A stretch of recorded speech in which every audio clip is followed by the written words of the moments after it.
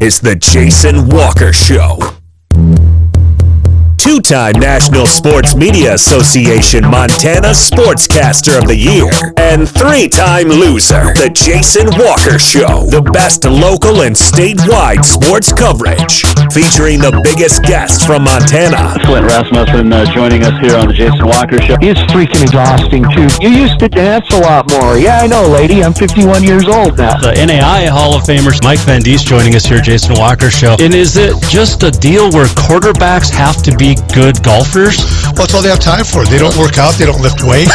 They don't do anything else. They might as well go get on the golf course and at least have some fun. And from across the country, Doug Gottlieb, our guest here on The Jason Walker Show. End of the day, remember, it's your show. It's got your name on it. Howie Mandel, our guest here. Jason Walker, deal or no deal? The Jason Walker Show, presented by Helena Accommodations. The In-Town 5-star extended stay residences. Visit HelenaAccommodations.com. Broadcasting from the Major Mortgage Man Cave, here's Jason Walker. Happy Wednesday! It is the Jason Walker Show here inside the Major Mortgage Man Cave, presented by Helena Accommodations.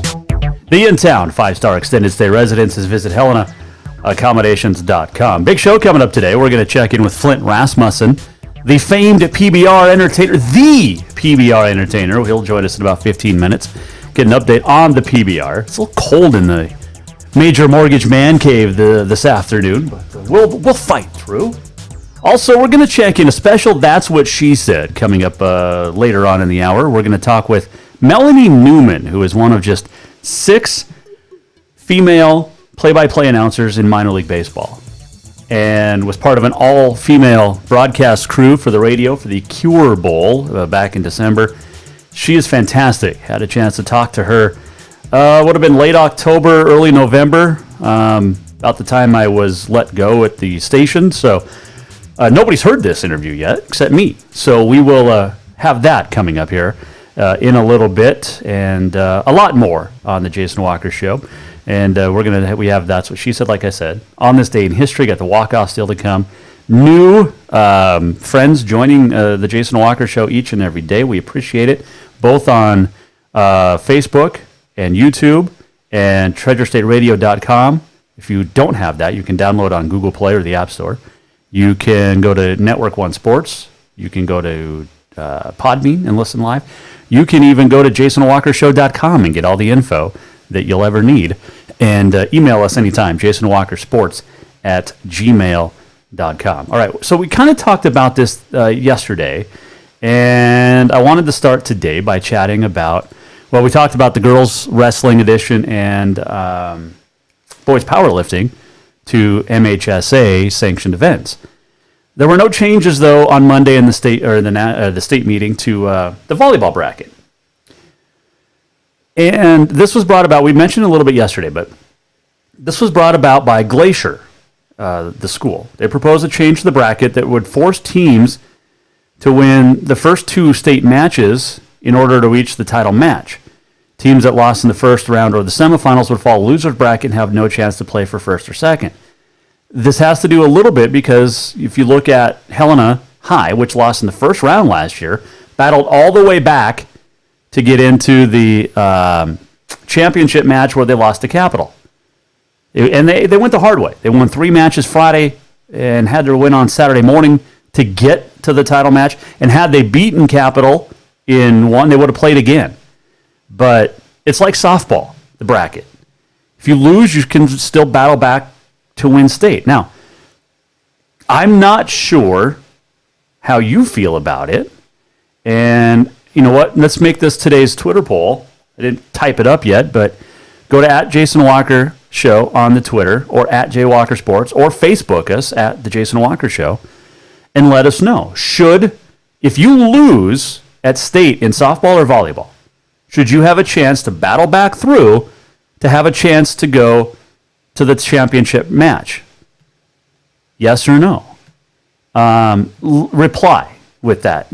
Just let us know. Do you think you should be able, if you lose in volleyball or softball, to battle your way back and have a chance to win state tournament, whether it's in volleyball or softball? It happened in softball last year too, not just volleyball, but it happened in softball this last spring, where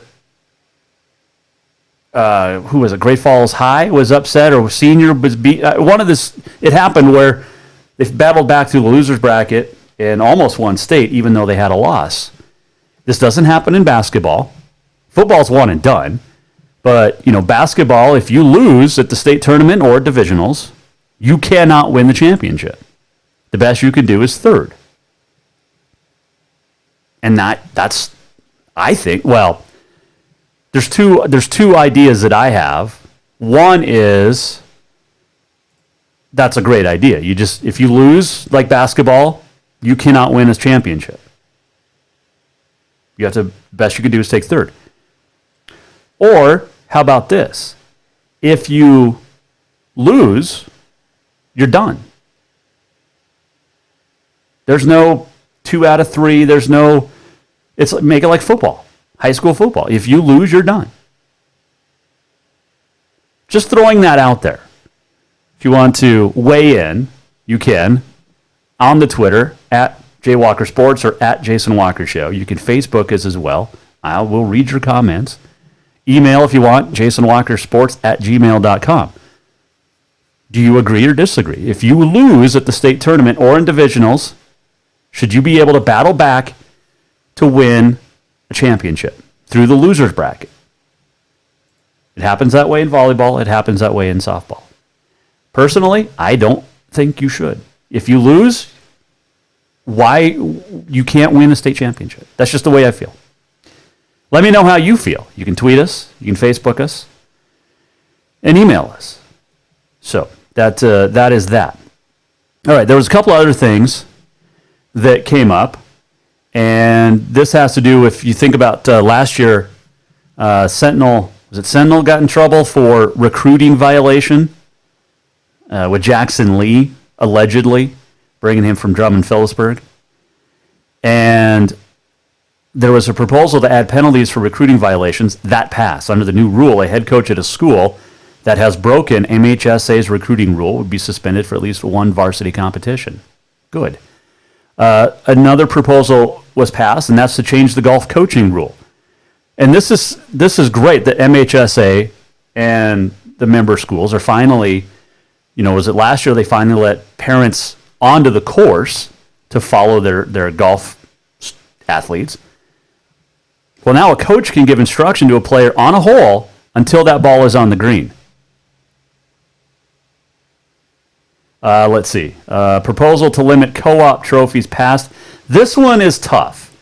So, like my dad is a superintendent at Lavina. Well, they're co-op with Broadview Lavina. So let's say they win a trophy. They're only going to give out, MHSA will purchase and give out one trophy to a co-op. The other school in the co-op, if it wants its own trophy, they can buy one. So there's that. The homeschool student athletes was withdrawn to allow member schools to allow homeschool athletes to participate. Here's another one. A proposal to stop giving trophies to football and soccer teams that lose in the semifinals failed. I don't have a problem with that. If you want to not give trophies to third place teams and fourth place, why? You didn't win. And this goes back to the bracket deal. I get it. It's cool to have that third place trophy hanging in your, up in your school's trophy case. But I remember last March, as story time with Jaywalk here. So last March, Carroll College men fall in the championship game in the national tournament to Georgetown. The Saints were given a second place trophy, runner-up trophy. And the guys didn't care. The seniors didn't want it. They didn't want to even bring it home. The trophy, you know how it got home from Kansas City? Traveled in the ball bag. So First and second, I get it. Championship trophy, runner-up trophy, but I don't think third and even sometimes fourth place trophies should get trophies. If you finish in third or fourth, you should not get a trophy. Just the way I feel. You can tweet us, Facebook us anytime, and we've kind of thrown out some not controversial, but little actions today. So, here's the first one, should you change the bracket in volleyball, softball? If you lose, you get a chance to battle your way back to win a state championship. I don't think so. Friend Steph said, I like that the tournaments are set up that way. I think basketball should be set up that way too. No, Steph. We go way back. I love you. Like a sister, but come on. If you lose, you shouldn't be able to win. Because here's the thing. Why can't we do that in football then? Why is there not double elimination in football? And I'm not a proponent of that by any means. Like I said, if you lose, you're done. It's just like the NCAA tournament, the NAIA tournament. That's how basketball should be set up, honestly, in the state. If you lose, you're done. You don't get a chance to, battle your way back in any sport. If you lose, you're done. You get to go home. No double elimination. Just get rid of, we would save money on hotels for schools. We would save costs of travel, all that stuff. If you lose, you're done. Now, I know there's some coaches that are going to have a conniption fit about this, but I want to talk to them about it, and we'll start. When we have the coaches on, I want to ask them about this. We have coaches on all the time here on the Jason Walker Show. So, anyway, we'll take a break. When we come back, we're going to check in on the PBR circuit, as the Lockwood brothers got to ride against each other a week ago. And the PBR out in New Hampshire won by Jess. Jake went 1 out of 3. Or 1 out of 3. Yeah, he went 1 out of 3. They're going to ride in Sacramento this week as well. So we'll check in with Flint Rasmussen about the Montana boys and the PBR. We'll get an update. And still to come, Melanie Newman will join us, one of just 6 female play-by-play announcers in all of minor league baseball. And we'll have That's What She Said with Melanie Newman. That is coming up, and still a whole lot more here on the Jason Walker Show on a Wednesday here inside the Major Mortgage Man Cave, and we are presented by Helena Accommodations. More of the Jason Walker Show coming up. Have you thought about buying a home and just don't know where to begin? Well, when it comes to one of the most important purchases one can make, we understand it can be frustrating and confusing, but it doesn't have to be. Let the Major Mortgage team help you with all your mortgage needs. Major Mortgage means major service, and we would love the opportunity to help you today. Give J.R. McFadden, NMLS number 1246357, a call today at 406-465-1918, or you can visit him at 2001 11th Avenue, Building A, Suite 3 in Helena. Major Mortgage is a division of AMCAP Mortgage, NMLS number 129122, equal housing lender. Everyone knows about Dinner's Done Right and the convenience of the cook and carry cuisines. It's so easy to just stop by and you have something for dinner that night. But there's also one more thing you need to know about. Dinner's Done Right Grab and Go Salad Bar. Yes, I said salad bar. Always the freshest ingredients, along with a daily soup and nacho bar too. So the next time you are in a rush or you just want to eat healthy, stop by Dinner's Done Right for the soup, salad, and nacho bar. For monthly menus and more info, it's dinnersdoneright.com. The holidays have come and gone, and now is a good time to treat yourself to what you really wanted. A full detail for your vehicle from Auto Concepts. Right now, Auto Concepts is offering a full detail for just $195. Or maybe you want to tint those windows. Auto Concepts does that too. Get that tonneau cover or bed rug you've always wanted and add in remote start, alarms, running boards, lift kits, toppers, winches, bug guards, grill guards, and much more. Check out Auto Concepts on Facebook or visit the website autoconceptshelena.com. Yes, it's true that Montana is a long way from the Gulf Coast, but you can bring that Cajun flavor home with a stop at Cafe Zydeco. From po' boys to classic sandwiches, Cafe Zydeco has all the best Cajun in town. Are you in the mood for seafood gumbo or crawfish etouffee? Maybe you're craving jambalaya with some shrimp and grits. Head in for breakfast, lunch, or dinner, or call ahead for pickup or delivery. Cafe Zydeco will fix all your southern cravings, even on a chilly Montana day. Cafe Zydeco is a proud sponsor of The Jason Walker Show.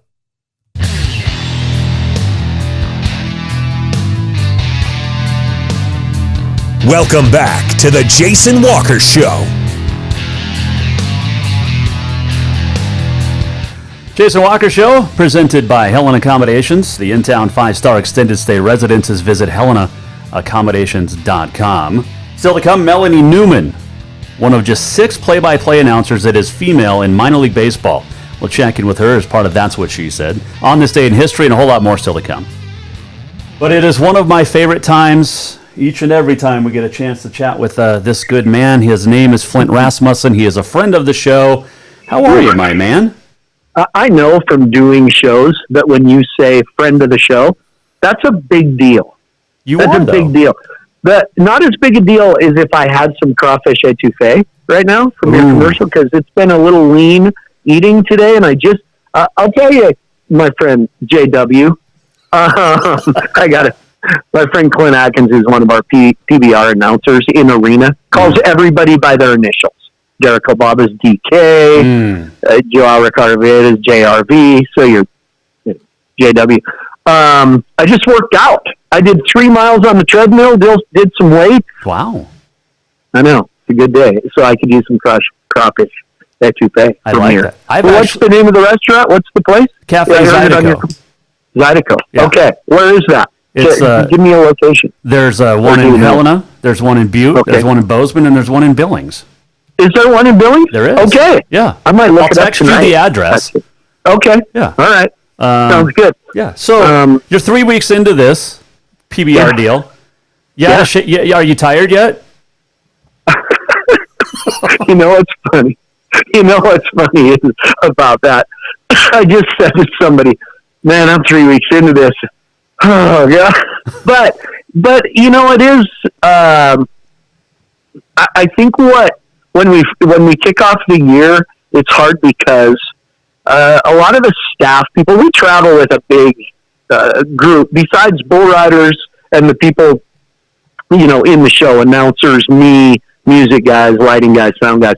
We travel with a lot of staff, marketing people, PR people, a lot of ladies that, you know, the PBR is no different than every other organization. It's basically run by women. Well, so, of course.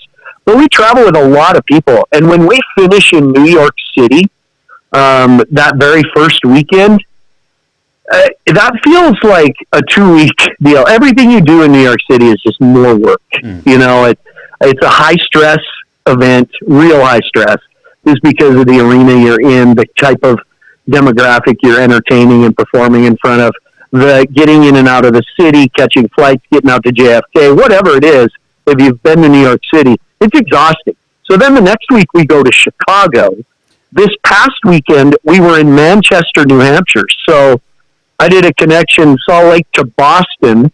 We landed in Boston at 4:30. My friend Brad Narducci and I, who was a music director in Manchester.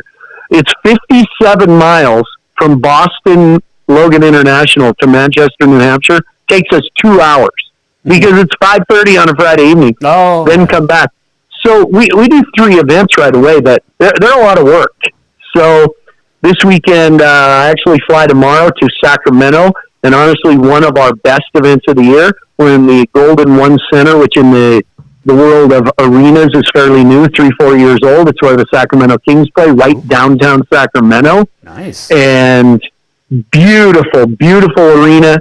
3 days there, sold out crowd. So we'll kind of get refreshed. Sacramento, then Oklahoma City, back to LA, then Cowboys Stadium in Arlington. So pretty good run coming up. But anyway, that was a long answer. But damn right, I'm tired. I'm old, man. You are. I'm old. You are. Yeah. Before we get going even more, I'm going to say this. So I had Bill Engvall on yesterday, the comedian. I was going to ask you about that. Yeah. Yeah. It was fun. Did you tell him we were friends? Did you bring me up? I didn't. We're friends. Bill and I are friends. I was looking for a picture online, and I couldn't find one. I was hoping to find one. I have not seen Bill in probably 3 years. 4 years. I used to get a Christmas card from him. My Outside the Barrel show in Vegas, he and Larry the Cable Guy had been on several times. Larry the Cable Guy, Dan, is his real name. Became good friends where I could float him a text message, say hello, that guy, Bill and I were quite good friends, actually. So wonderful guy. How'd that come about? Well, because I've interviewed like Howie Mandel and some competitive eater. I remember the girl from the Warrant cherry pie video. Oh yeah, I interviewed her in the summer too. Bobby Brown. Yeah, Bobby Brown. Yeah. See, I'm friends with Warrant. How's that for a connection? I like that. They kind of did some shows with us in a video and stuff. So good guys. Yeah. Good. Well, I had Bobby Brown on, so. Yeah, how about that for me remembering that name? I know, that is awesome. Well, you are very good. That was in your wheelhouse. That was college, man. Flint Rasmussen. She's my cherry There you pie. go. How's that? Yeah. You should break that out a little PBR action to this weekend at Sacramento, or maybe wait till Billings. Warrant kind of toured with us a couple seasons ago, did some shows. We're all warranted out. Wow. But if I come, I think it warrants a playing. Yeah. Well, see what I did there? Yeah, that would warrant. So, one other thing before we do more PBR. Are you sponsored by a Manscaped deal? I am. What does a brother got to do? Come on, man. So I'm all about it. Well, if you go to manscaped.com, you enter the code Walker20, Walker20, you get 20% off and free shipping. Okay. You don't think they'd have me do commercials or something? Hey, I'm stinky and hairy, but not anymore. But maybe they will. I don't know. It's funny you bring up the Bill Engvall thing. That was going to be one of my leads here. What a great guy. He is just one of the nicest guys. See, what you should do is go back and listen, because his wife was part of the conversation yesterday. You should go back and listen from last night because I will. It was only like 10 minutes long. We were talking about prostate health and frequent urination. Of course you were. And, well, he was talking about, he's able to have more fun with his wife. And I said something to the effects of, well, I'd like to get involved with that too, but not with his wife. And he started laughing, and it was it's like, well, yeah, but she's hot. And I'm like, well, yeah, she is. But she is. Yeah, she is a nice looking lady. Yeah. There you go. There you go. Flint Rasmussen joining us here on the Mike Miller State Farm Hotline. All right. So, by the way, I just put a picture of you and some toy you've got, the Cooper Tire barrel and your outfit, but I do have to hold this up. So I asked you the last time you were on to send me a game-worn jersey, and you did, and I'm holding it up right now. My Cooper Tires, Flint Rasmussen. So where was this worn at? It was worn a lot, several times. I sent you the gray shorts with it, right? Yes. The white and blue with the gray shorts. Yes. Kind of a Havre Blue Pony theme. Ooh, I like that. Yeah. There you go. Yeah. That was I do about 3 or 4 new designs every year. The white is that one that I sent you is a popular design. It was one of my favorites. I like white and the blue in it. So it was worn a lot. It was worn for a season every other weekend probably. So it was worn at several places.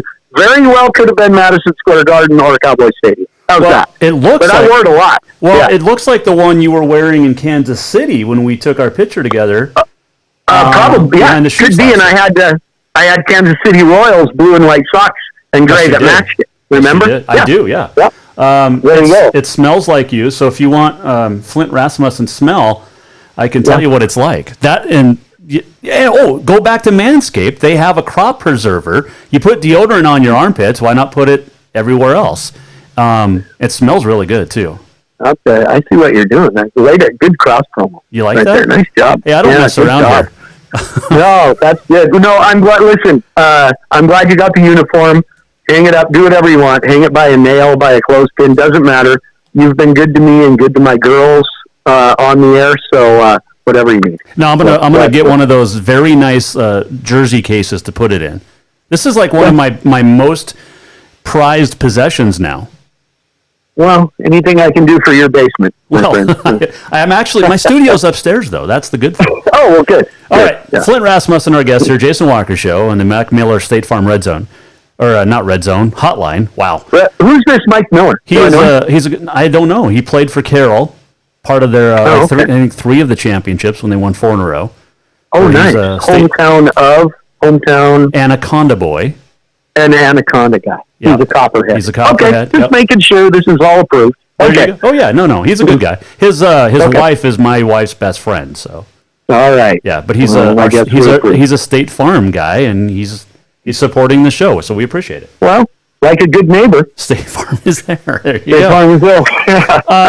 Let's talk some PBR, man. What do you want to know? Well, the first thing I want to know, Jess Lockwood, is he going to win the title this year? Because when he wins at Madison Square Garden, he wins the year-end championship, but he did not win in New York this year. No, he didn't, but he looked good. He seems, Jess Lockwood, I said this last time I was on your show. I don't know that people in Montana realize what we've got here. He's great. He's chipping away, getting points. He wins at Manchester, New Hampshire last weekend. Even when he doesn't win the overall event on these weekends, he picks up points. You know what I mean? He wins go rounds. Whatever it takes. He consistently rides the bulls other people don't ride. Now, and here's another thing that happens. Jess Lockwood gets a bad rap a lot on social media where fans are kind of against him. It's sort of like Tom Brady. When somebody's really good, they don't like him. Right. And people think it's a fix. The PBR is out to have him win, which is impossible to do that, to fix things like that. But the reality is, bull riding is a judged event. Jess Lockwood, much like other PBR legends like J.B. Mooney, Chris Shivers was great at it, can dress up a bull and get more points than other guys. For one, they outperform the bull, which is more points. Say I'm rating the bull 1 to 25 and I mark a bull 22, I might mark Jess Lockwood 23.5 because he's in complete control and spurs the bull. So yes, he naturally gets more points because he's that good.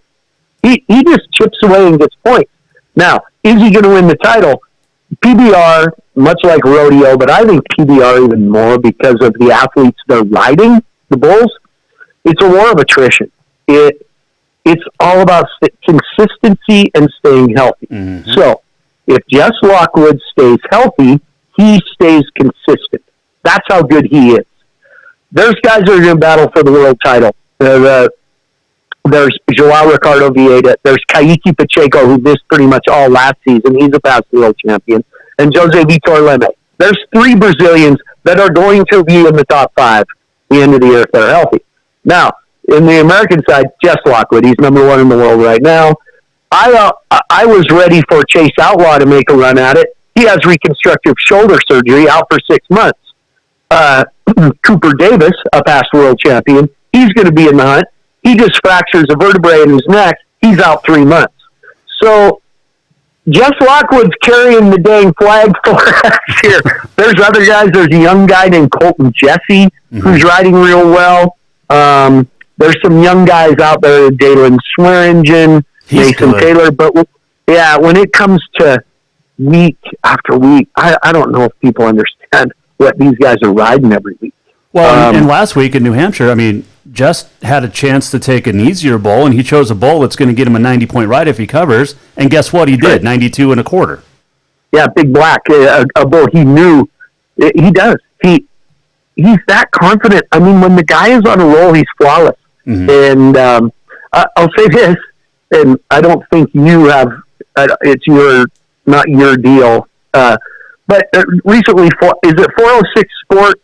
And they named, are they the ones instantly named Haven Medjid and Ty Erickson their athletes of the year? Oh, yeah. Great choices, by the way. I mean, Haven rodeoed with my girls, Ty Erickson, hell of a guy, amazing athlete. Athletes of the year instantly. And I, on social media, put unbelievable choices, good job. Hey, you think Lockwood could be number 3? I put in there.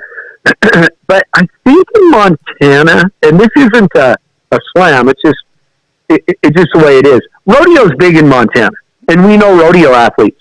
So I think PBR sometimes gets lost in the greatness of how great a bull rider you have to be a world champion in the PBR. Yeah. Because it's just such a grind. So I thought Jess Lockwood should have been right there with the three of them, 3 world champions in Montana. It just, rodeo does always kind of take precedent in Montana.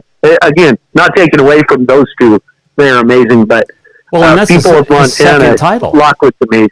Yeah, he's a 2-time world champion, and he's 22 years old. He won $1.8 million last year. He won $800,000. Then the world champion gets $1 million bonus. Yeah. That's not including endorsements, things like that. Then his new wife is the world champion barrel racer. Listen, he's 22 years old. He has a place in Texas, a place in Montana, Volberg, Upper Broadus, if you will. Granted, but I mean, can you imagine Jason being 22 years old and having that kind of financial security in what you're doing? And, oh my God, that would be awesome. No, and let me tell you something. Go ahead. I will tell you this: Jess Lockwood is a great kid, and there are things that happen. PBR guys, the legend of J.B. Mooney, where he has a cigarette to warm up. Jess Lockwood had some heat a year or so ago about something he put on social media, and people say, you don't see rodeo guys going through the stuff he does. And I'll tell you what, no, you don't. And I'll tell you why. Because PBR guys are on CBS every single week. Jess Lockwood has more followers on Instagram than Billings and Great Falls combined. Yes. So there's a little more heat there. Jess Lockwood has been under a lot of pressure after he won that first world title. It stressed him out. He has settled into the role, but he grew up in a place where there's a post office. And we expect kids to be thrown in, win $1 million, and know how to handle everything. And there's no handbook. I'm sorry. And so I respect him for the kind of kid he is and the way he's handling things now. And so I'm a fan, man. I'm a big fan. Okay, so he's got his brother now, Jake, who won Velocity Tour a couple weeks ago, got himself bumped up to the Unleash the Beast Tour, rides at New Hampshire. He got his first ride under his belt, which surprised me a little because obviously these guys are full of confidence, but you're stepping up to the big time. Your brother, a 2-time world champ, is right there. How's he going to be? It's hard to, it's hard to say. I may be wrong. We're always wrong on a few, but the real greats, we knew the minute we saw them, they were great. I remember seeing babyface Chris Shivers at 18 years old make a couple rides, and we went, oh God, this guy's amazing. J.D. Mooney was the same way. Justin McBride was the same way. I'll give it to one guy that we didn't say that, Cooper Davis from Texas, who he was from, he had made it to the NFR and was just kind of an also-ran, a top 25 kind of a guy. Mm-hmm. Well, he went out, changed his habits, lost 37 pounds, changed his entire workout plan, became a world champion. So that can happen. But the greats didn't know right away.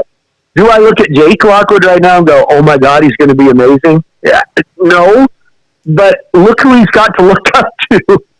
He did get his first ride. For people who don't know, the Velocity Tour is the kind of the qualifier tour. The Unleash the Beast is the elite tour. He did make his first qualified ride.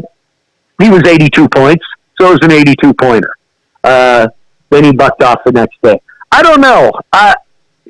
Jake is, I'll say this, one thing people forget, Jess Lockwood was a state champion wrestler. Yep. Jess Lockwood is an animal in the workout room, mentally hates to lose.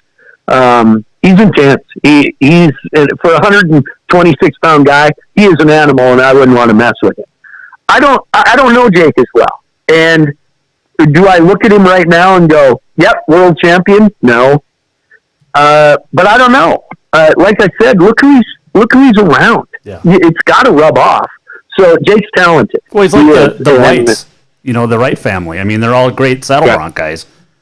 So, yeah. I mean, there's 27 of them, but. Yeah. Well, it is Utah. They are. But boom. Hey, send your emails to Jason. There you go. But you're right. What is it? Iron sharpens iron, or whatever. I don't know. I want Jake to be really good. I do. I can't make a prediction right now. I just don't know. They are different personalities. They ride similar. Jake's a little taller, a little bigger. Also very athletic. So we'll see. I'm glad he's up there. So Montana is represented well. Matt Triplett. I was going to bring up Matt. From Columbia Falls. If he would, I'll tell you what, nobody can get in Matt's head like Matt. He's, and then he does suffer the injury bug. He just, at a Velocity Tour, there was a Velocity Tour event in Denver between Chicago and Manchester. Right. Matt Triplett breaks a rib or two. So he's out for a few weeks. So he gets injured a little bit, but there are guys, and it's just a different style or a different way of doing things. But, Matt Triplett could go out on the rodeo trail and make it to the NFR.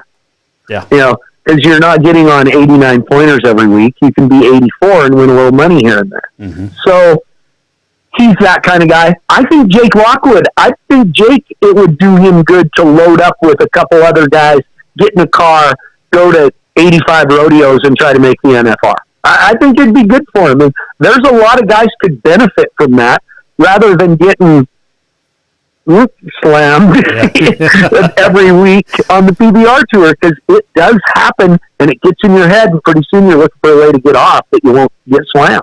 So anyway, well, lots to that, I guess. Flint, I got one more guy to ask you about, and this goes back to your college days at UM Western, and he's listening right now just outside Dallas. In fact, maybe get you hooked up when you guys are in Arlington.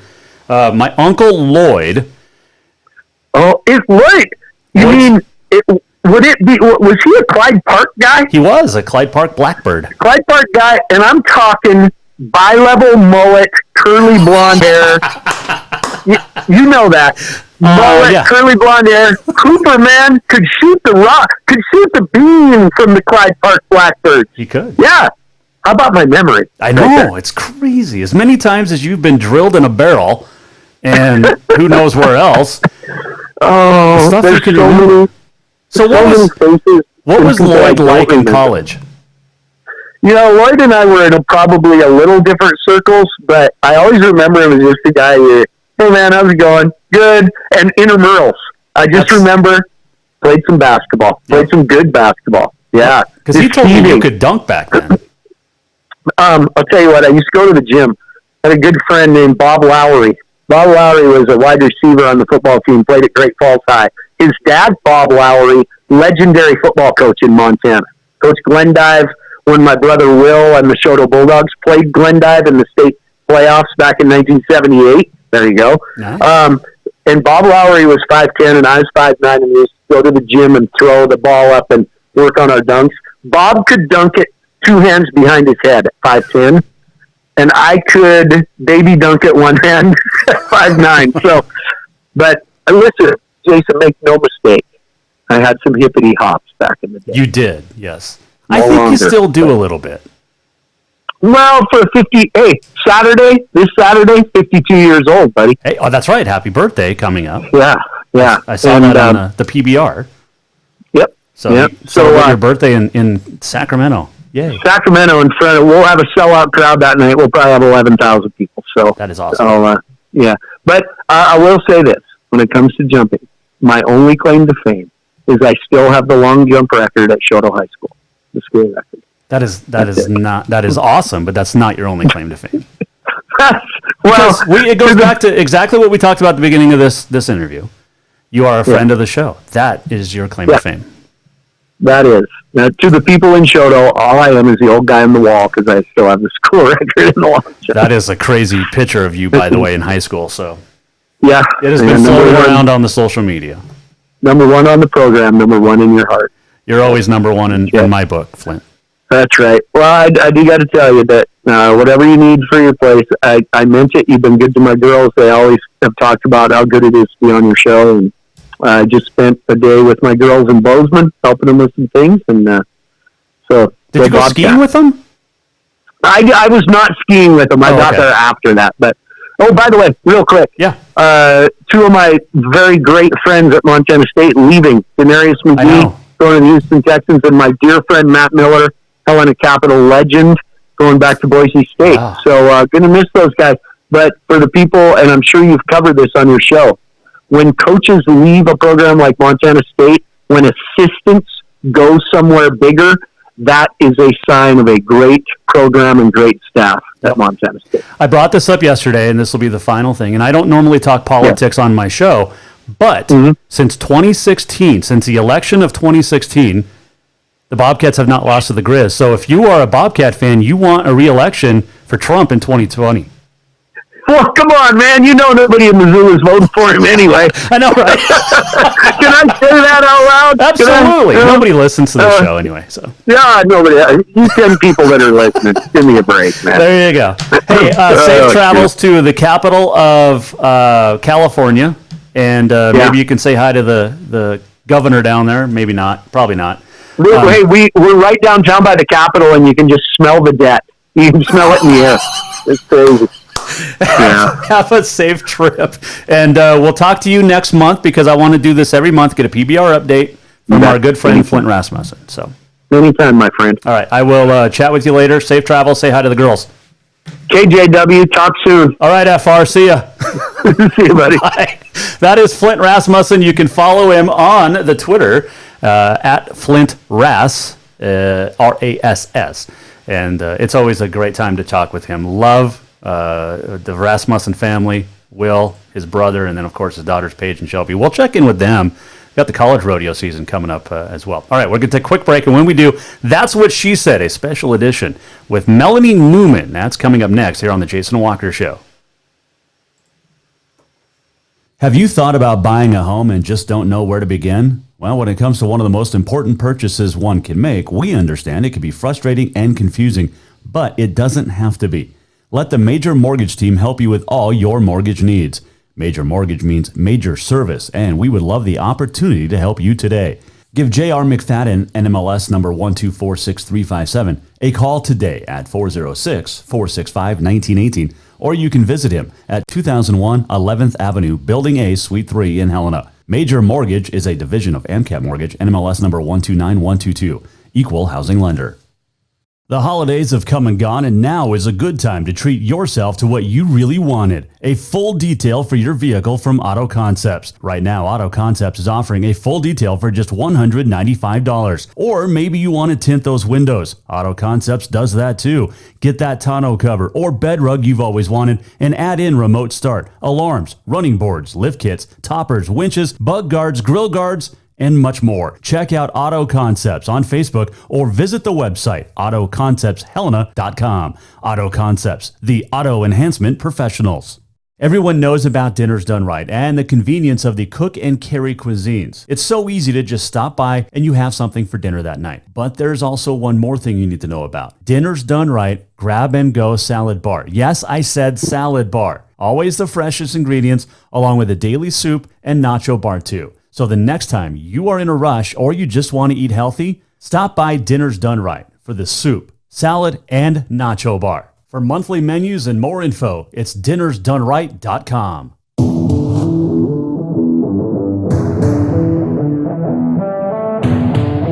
Welcome back to the Jason Walker Show. Oh, yeah.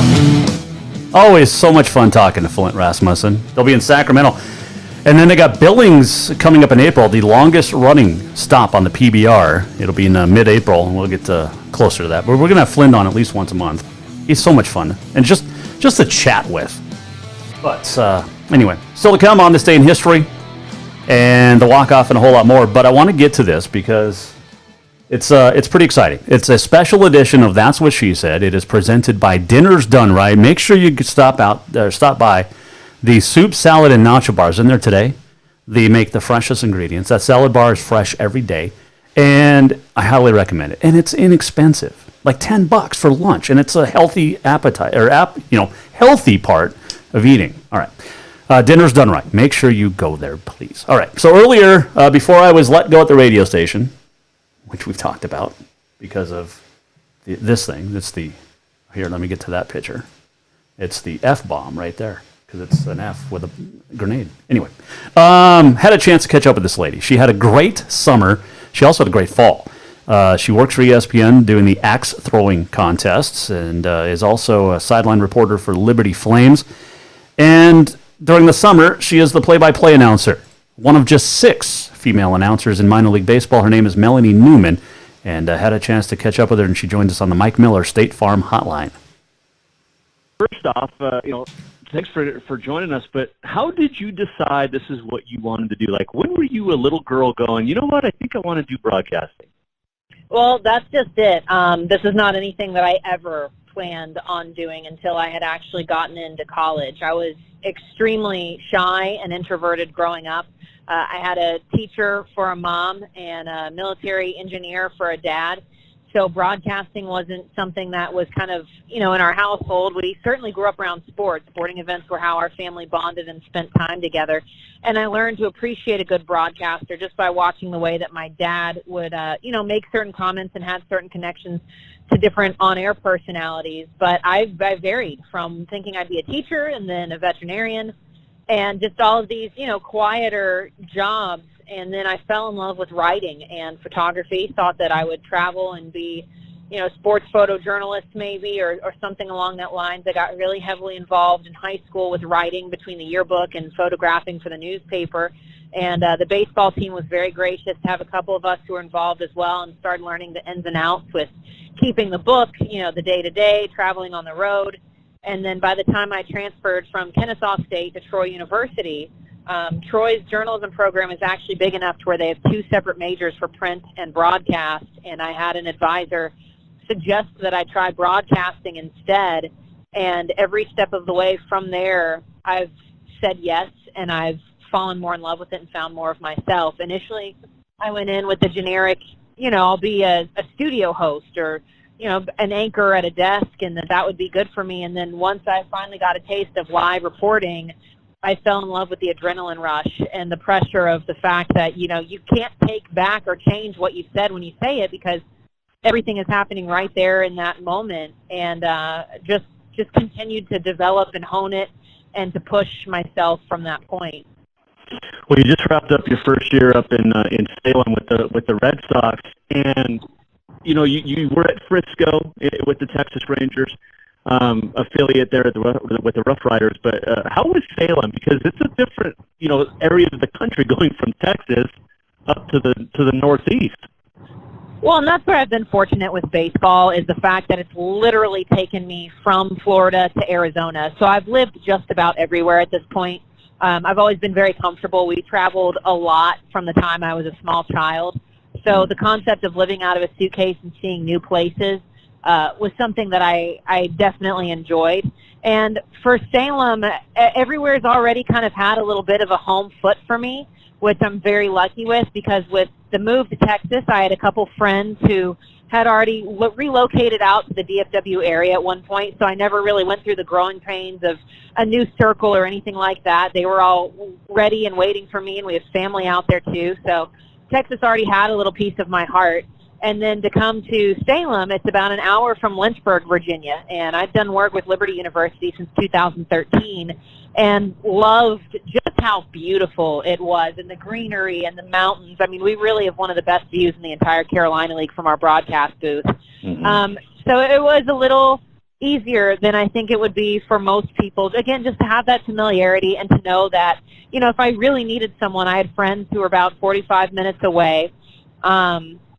And you don't really get that chance to breathe once you're with a team. I mean, you're 16 hours a day, sun up to sundown, just trying to stay on top of everything and to give the best product to the fans, both on the airwaves, but now through this just booming social media platform that we have that continues to find new avenues for us to deliver content through. But it was a seamless transition, and especially to have had time with the Boston organization at spring training to come up here and just kind of roll up our sleeves and finally get started. It was a lot of fun. Melanie, you went with you were, I think, the first ever female broadcasting booth in the minor leagues for sure, but you're just one of 6, I believe, that does this. And Billie Jean King tweeted out the other day about this as well, and that had to be a big highlight. But there's still room for females to get into this industry. What's your advice?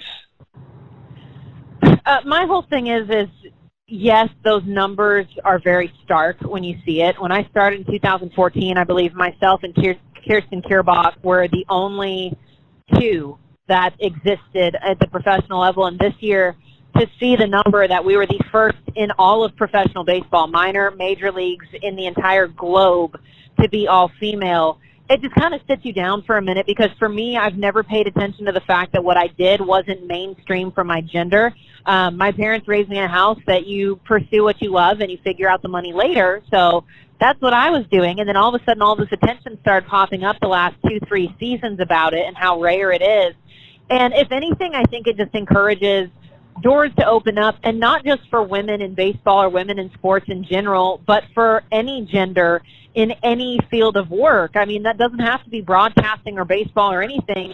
For a male to go into a female-dominated industry and vice versa. What we do in our lives professionally shouldn't be hinged on our gender. And coming into that and realizing that and seeing the numbers on everything and getting messages from people about how it gave them, the courage to pursue something they've always wanted to do, or just to reach out and give that life to somebody else. There's never a situation, and I think sometimes it's easy to get caught in this of, oh, well, they got my job. No, because if it was meant to be your job, then it would be your job. And just recognizing that just because somebody tells you no and that job does go to somebody else doesn't mean you don't belong, or doesn't mean there's not a space. It just means that there's a better suited opportunity for you somewhere else. And my favorite quote that I heard from that is, no doesn't mean it's definitive. It just means next opportunity. So, growing up in this industry, and you start to go out for these bigger jobs and they give it to another female or to another male, and you think, okay, well, they took it. No, because there's room for all of us here. You just never know where your spot is going to be. But just to keep that open mindset to when it does finally present itself to you, even if it's not what you initially thought you would partake in, it can definitely become your own space, and it's a really, really special thing. Melanie Newman joining us here on the Jason Walker Show. A couple final questions for you here, but which did you find harder to prepare for, sideline reporting or play-by-play? Because they're both, hard to do, and they're both fun to do at the same time. They are two totally different beasts. I will say that from the outside looking in, a lot of the times people assume that sideline reporters just show up and that a producer is probably telling them what to say in their ear. And to that, I can say that that's not the case, especially if you are with a national set and you're coming into a team for a 1 week or a one event situation.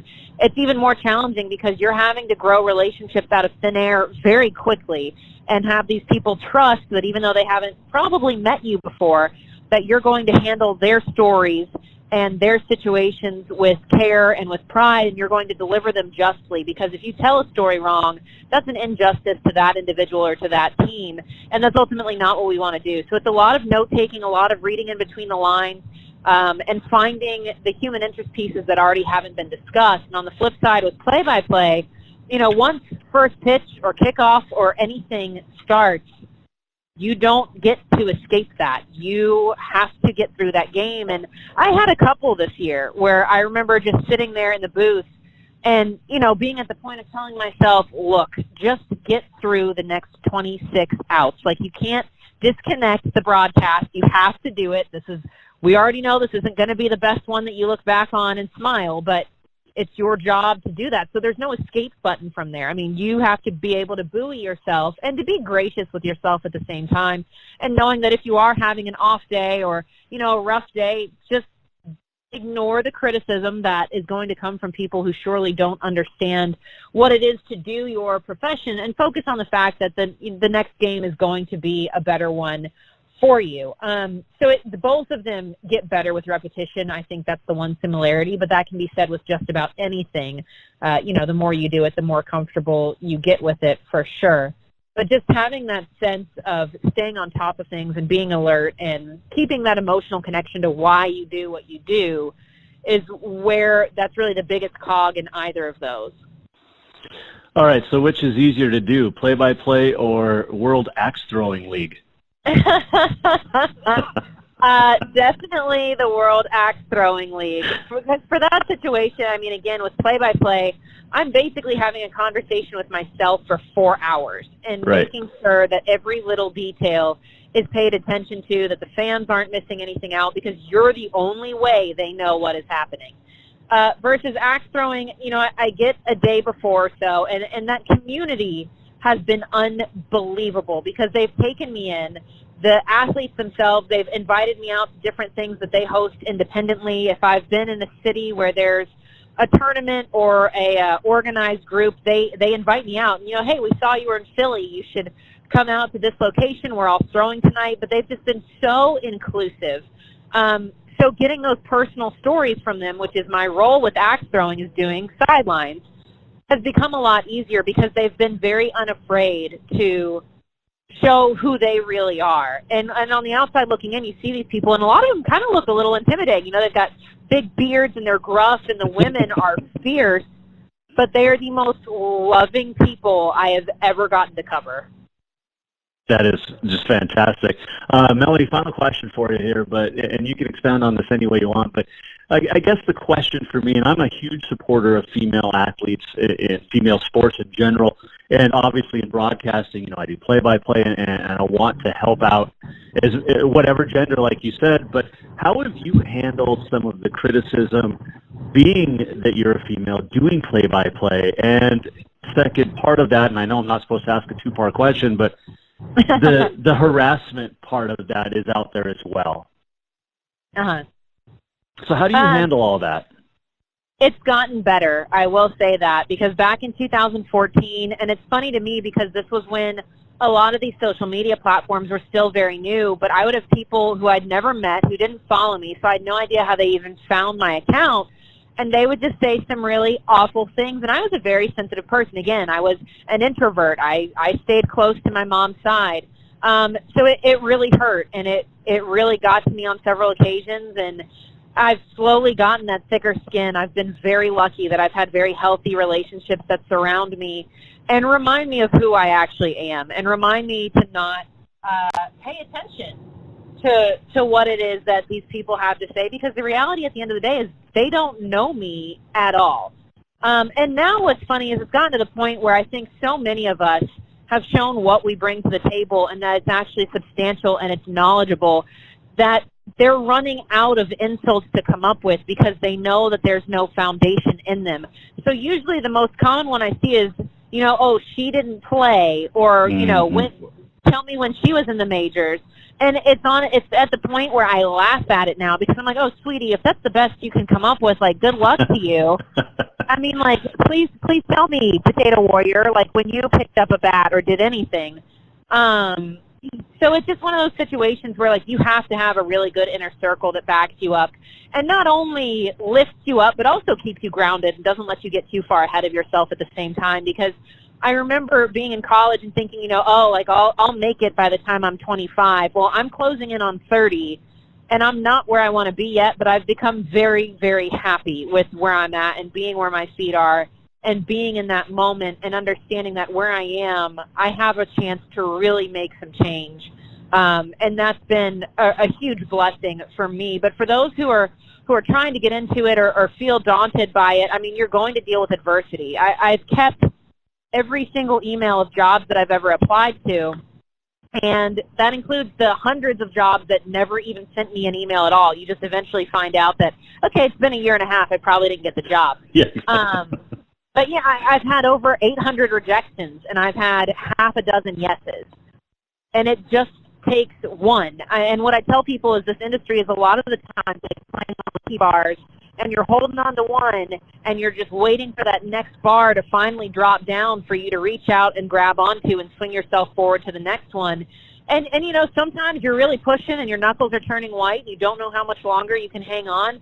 But it's that moment that you have to, because it's that moment that so many others choose to drop and to walk away from it. And it really is a game of survive and advance every single day. And to be willing to have the jobs on the side. I mean, I'm still a substitute teacher and a bartender to pay my bills in the off season, the same as a lot of our minor league athletes are. But at the end of the day, 3 months later, I get to go back out and do exactly what I want, and that's where it works at the end of the day. Being willing to be humble and to be broke and to do what it takes to do this job that, quite frankly, is the best thing on the planet. Well, I would completely agree with that. I love play-by-play as well, and actually, I would love to be your sideline reporter someday at ESPN when you and Justin Doze are calling a World Series game, and I'm down there on the sidelines for you. That would be awesome. But I'm about it. Melanie, appreciate the time. I know you're busy, but thank you for joining us and continued success. Thank you. So great to finally connect. It was Melanie Newman, and she is fantastic. If you ever get a chance to listen to her, she does excellent work, and that's what she said for the day, brought to you by Dinners Done Right. Make sure you stop by Dinners Done Right. You get the take-home dinners. It's frozen. If you're looking for something to do for dinner tonight, oh my gosh, great food. For check out the menu, dinnersdoneright.com. But also make sure tomorrow for lunch you go by for the soup, salad, and nacho bar at Dinners Done Right. All right, we're going to run a little bit late today because, well, we can. It's like how Doug Gottlieb said, my name's on the show. So we're going to run a little bit late today. Let's do this day in sports history, and appreciate Melanie joining us. Anyway, on this date in 1857, the National Association of Baseball Players was founded in New York. 1973, George Foreman TKO's Joe Frazier in 2 rounds to win the WBC and the WBA heavyweight boxing titles in Jamaica. 1980, the PGA begins a senior golf tour. It's now called the Champions Tour. Let's see. 1984, Annette Kennedy of State University of New York set the women's basketball record by scoring 70 points. Also in 1984 on this date, the Senior PGA Championship.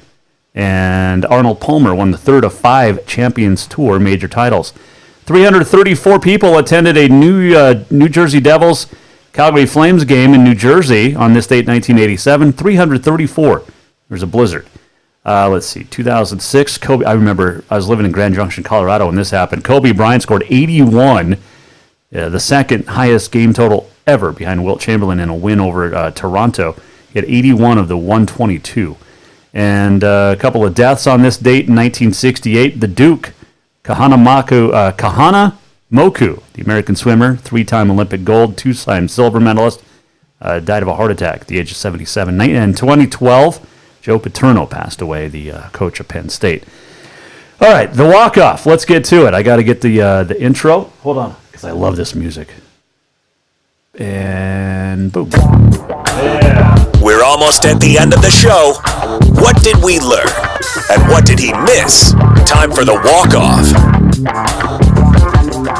All right, we missed a couple of things. Capital got past Helena High last night in wrestling. Let's see, what else? Billings Senior beat Billings Skyview in wrestling last night as well. Basketball, West swept the doubleheader with Bozeman, girls and boys. Flathead boys beat Columbia Falls. Flathead girls got beat by Columbia Falls. Let's see, what else? Libby boys won. Roundup boys, St. Labray, Thompson Falls, Three Forks boys, all winners. And in girls, Anaconda, Forsyth, Huntley, Libby, Roundup, Thompson Falls. Also, West beat Belgrade on the mats last night in Havre. Got past Glasgow. That was a good one, 41 points to 31 points. All right, so there's the walk-off, brought to you by Cafe Zydeco. Make sure you stop by for, like Flint Rasmussen talked about, catfish etouffee, or you just get great food. Cafe Zydeco, proud sponsor of the show, 625 Euclid in Helena. A couple of final notes as we throw our music out. Carroll men and women at MSU Northern tonight. The Saints swept the Lights and the Skylights a couple of weeks ago at Havre. That'll be coming up at 5:30. The girls, the guys will play, or at 6 rather. The guys will play at 8 up there in Havre. And good luck to both teams. All right, we'll do it tomorrow. Kurt Sinnis will sit right over there, and he will join us with another great story, The Jason Walker Show. Thanks to Melanie Newman. Thanks to Flint Rasmussen for joining us.